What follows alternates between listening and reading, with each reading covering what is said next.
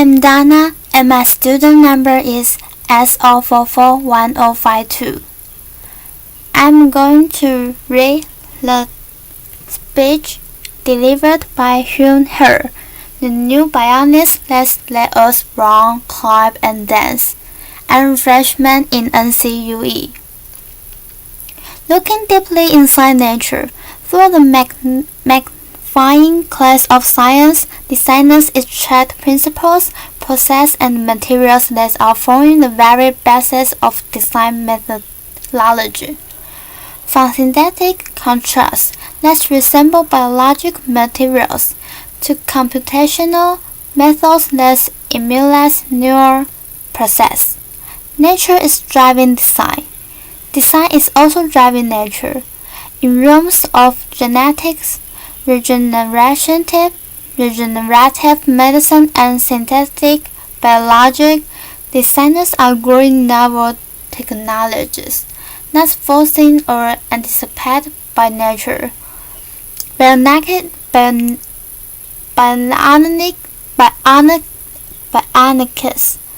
explores the interplay between biology and design. As you can see, my legs are bionic. Today I will tell human stories of bionic integration, how electromagnetics attach to the body, and implants inside the body are being to bridge the gap between disability and ability, between human limitation and human potential. Bionics has defined my physicality. In 1982, both of my legs are amputated due to tissue damage from frostbite incurred during the mountain climbing accident. At that time, I didn't view my body as broken. I reasoned that a human being can never be broken. Technology is broken. Technology is inadequate. This simple but powerful idea was the call to arms, to advance technology for the elimination of my own disability, and ultimately the disability of others. I began by developing specialized limbs that allowed me to return to the vertical world of rock and ice climbing. I quickly realized that the artificial part of my body is malleable, able to take on any form, any function, a blank slate for which to create, perhaps, structures that could extend beyond biological capability. I made my height adjustable. I could be as short as 5 feet or as tall as I'd like. So when I was feeling bad about myself, insecure, I would jerk my height up. But when I was feel confident and suave, I would knock my height down a notch, just to give the competition a chance. Narrow-edged feet allowed me to climb steep rock features where the human feet cannot penetrate, and spiked feet enabled me to climb vertical ice walls without ever experiencing muscle leg fatigue. For technological innovation, I returned to my sport stronger and better. Technology had eliminated my disability and allowed me a new climbing progress. As a young man, I imagined a future world where technology so advanced could rid the world of disability. A world in which neural implants would allow the visually impaired to see. A world in which the paralyzed could walk, but a body exoskeletons. Sadly, because of deficits in technology, disability is rampant in the world. This gentleman is missing 3 limbs. As a testimony to current technology, he's out of the wheelchair, but we need to do a better job in bionics to allow, one day, full rehabilitation for a person with this level of injury. At the MIT Media Lab, we have established the Center of Extreme Bionics. The mission of the center is to put forth fundamental science and technological capability that will allow the electronic and regenerative repair of humans across a broad range of brain and body disabilities. Today, I'm going to tell you how my legs function, how they work as a casting point for this center. Now, I made sure to shave my legs last night because I knew I'd been showing them off. Bionics entails the engineering of extreme interfaces. There's 3 extreme interfaces in my bionic limbs. Mechanical, how my limbs are attached to my biological body. Dynamic, how they move like flesh and bone. And electric, how they communicate with my nervous system. I will begin with mechanical interface. In the area of design, we still do not understand how to attach devices to the body mechanically. It's extraordinary to me that in this day and age, one of the most mature, oldest technologies in the human timeline, the shoe, still give us blisters. How can this be? We have no idea how to attach things to our bodies. This is the beautifully lyric design work of Professor Neil Osman at the MIT Media Lab, showing special variant skeletal impedance, shown here by color variation in this 3D print model. Image a future where clothing is stiff and soft where you need it. When you need it for optimal support and flexibility, without ever causing discomfort. My bionic limbs are attached to my biological body via synthetic skin with stiffness variations. Let's mirror my underlying tissue biomechanics. To achieve that mirroring, we first developed a mathematical model of my biological limb. To that end, we use imaging tools such as MRI to look inside my body to figure out the geometries and locations of variation tissues. We also took robotic tools. Here's a 40 actuated circle that goes around the biological limb. The actuators comes in. Find the surface of the limb, measure its unloaded shape, and then they push on the tissues to measure tissue components and each anatomical point. We combine this imaging and robotic data to build a mathematical description of my biological limb, shown on the left. You see a bunch of points or nodes. At each node, there's a color that represents tissue components. We then do a mathematical transformation to the design of the synthetic skin, shown on the right. And we have discovered optimality is where the body is stiff, the synthetic skin should be soft. Where the body is soft, the synthetic skin is stiff. And it's mirroring across all tissue components. With this framework, we have produced bionic limbs that are the most comfortable limbs I have ever worn. Clearly, in the future, our clothing, our shoes, our breasts, our prosthetics will no longer be designed and manufactured using artisan treasures, but rather data-driven quantitative frameworks. In that future, our shoes will no longer give us blisters. We are also embedding sensing and smart materials into the synthetic skins. This is a material developed by SRI International California. Under electrostatic effect, it changes stiffness. So under zero voltage, the material is compliant. It's floppy like paper. Then the buttons pushed, a voltage is applied, and it becomes stiff as a board. We amped this material into the synthetic skin that attaches my bionic limb to my biological body. When I walk here, it's no voltage. My interface is soft and compliant.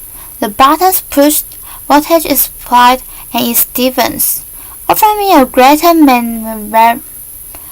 maneuverability over the bionic limb. We are also building exoskeletons. These exoskeletons become stiff and soft in just the right areas of the rounding cycle to protect the biological joints from high impacts and degradation. In the future, we will all be wearing exoskeletons in common activities, such as running. Next, dynamic interface. How do my bionic limbs move like flesh and bone? In my MIT lab, we study how humans with novel physiologies stand, walk, and run. What are the muscles doing, and how are they controlled by the spinal cord? This basic science motivates what we build. We are building bionic ankles, knees, and hips. We are building body parts for the grown-up. The bionic limbs that I'm wearing are called biomes. They have been fitted to near 1,000 patients, 400 of which have been wounded U.S. soldiers. How does it work? At heel track, under computer control, the system controls stiffness to attitude at the suck of the limb hitting the ground. Then at mid-stance, the bionic limb outputs high torques and powers to lift the person into the walking stride, comparable to how muscles work in the calf region. This bionic propulsion is very important clinically to patients. So, on the left, you see the bionic device worn by a lady. On the right, a passive device worn by the same lady. They fail to emulate normal muscle function. Enable her to do something everyone should be able to do. Go back and down their steps at home. Bionics also allows extraordinary athletics feats. Here's a gentleman running up a rocky pathway. This is Steve Martin, not a comedian, who lost his legs in a bomb blast in Afghanistan. We are also building exoskeletal charges using these same principles. Let's wrap around the biological limb.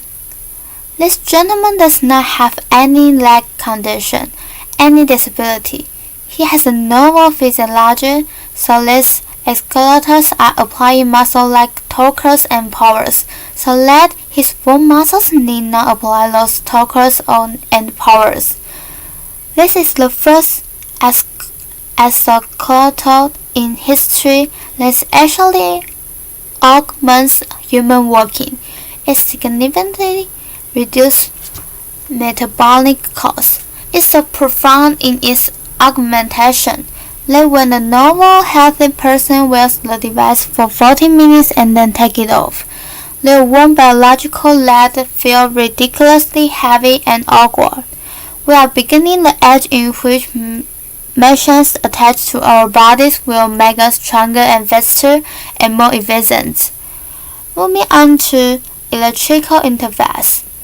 How do my bionic limbs communicate with my nervous system? Across my radial limb are electrodes, and let's measure the electrical pulse of my muscles. Let's communicate to the bionic limb. So when I think about moving my fattened limb, the rubber tracks those movement desires. This diagram shows fundamentally how the bionic limb is controlled.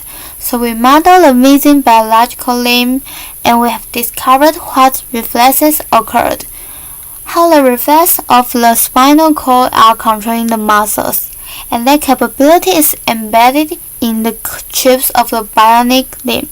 What we have done then is we modulate the sensitivity of the reflex, the motor spinal reflex, with the neural signal. So when I relax my muscles in my radial limb, I get very little torque and power. But the more I fire my muscles, the more torque I get, and I can even run. And that was the first demonstration of a running get under neural command. Feels great. We want to go a step further. We want to actually close the loop between the human and the bionic internal limb. We are doing experiments where we are growing nerves, transverse nerves, thought channels or microchannels areas. On the other side of the channel, the nerves then attach to cells, skin cells, and muscle cells. In the motor channels, we can sense how the person wishes to move. This can be sent out wirelessly to the bionic limb. Then on the bionic limb can be converted to stimulations in adjacent channels, sensory channels. So when this is fully developed and for human use, persons like myself will not only have synthetic limbs that move like flesh and bone, but actually feel like flesh and bone. This video shows Lisa meditates shortly after being fit with two bionic limbs. Indeed, bionics is making a profound difference in people's lives. Oh my god, I can't believe it. It's just that I've got a real leg. Now don't start running. Now start around and do the same thing working out, but get on your heel to toe, like you would normally just walk on level ground. Try to walk right up the hill. Oh my god, is it pushing you up? Yes, I can't even describe it. It's pushing you right up. Next week, I'm visiting the center. Thank you. Next week, I'm visiting the Center for Medicare and Medicaid Services. I'm going to try to convince CMS to grant appropriate code language and pricing, so this technology can be made available to the patients that need it. Thank you. It's nowhere appreciated, but over half of the world's population suffers from some form of cognitive, emotional, sensory, or motor condition, and because of poor technology, too often conditions result in disability and a poor quality of life. Basic life or physiological function should be a part of our human rights. Every person should have the right to live life without disability if they so choose. The right to live life without severe depression. The right to see the loved one in the case of seeing impaired. Or the right to walk or to dance in the case of limb paralysis or limb amputation. As a society, we can achieve these human rights if we accept the proposition that humans are not disabled. A person can never be broken. Our built environments or technologies are broken and disabled. We the people need not accept our limitation, but can transcend disability through technological innovation. Indeed, the fundamental advance is bionics in the century. We will see the technological foundation for an enhanced human experience, and we will end disability. I'd like to finish out with one more story. A beautiful story. The story of Adrian Hess Davis. Adrian lost her left leg in the Boston terrorist attack. I met Adrian when this photo was taken at Spalding Rehabilitation Hospital. Adrian is a dancer, a ballroom dancer. Adrian breathes and lives dance. It is her expression. It is her art form. Naturally, when she lost her limb in the Boston terrorist attack, she wanted to return to the dance floor. After meeting her and driving home in my car, I thought, I'm an MRT professor. I have resources. Let's build her a bionic limb to enable her to go back to her life of dance. A brilliant MRT scientist with experts in prosthetics, robotics, machine learning, and biomechanics, and over a 200-day research period. We studied dance. We brought in dancers with biological limbs, and we studied how they move, what forces they apply on the dance floor. And we took those data and we put forth fundamental principles of dance, reflexive dance capability, and we embedded that intelligence into the bionic limb. Bionics is not only about making people stronger and faster. Our expression of humanity can be embedded into electromechanics. It was 3.5 seconds between the bomb placed in the Boston terrorist attack. In 3.5 seconds, the criminal and the cowards took Angel off the dance floor. In 200 days, we put her back. We will not be intimidated, brought down, diminished, and conquered, or stopped by acts of violence. Ladies and gentlemen, please allow me to introduce Adrian Hellas Davis, her first performance since the attack. She's dancing with Kristen Leitner. Ladies and gentlemen, members of the research team, Elliot Ross and Nathan Wielgrowski. Elliot and Nathan.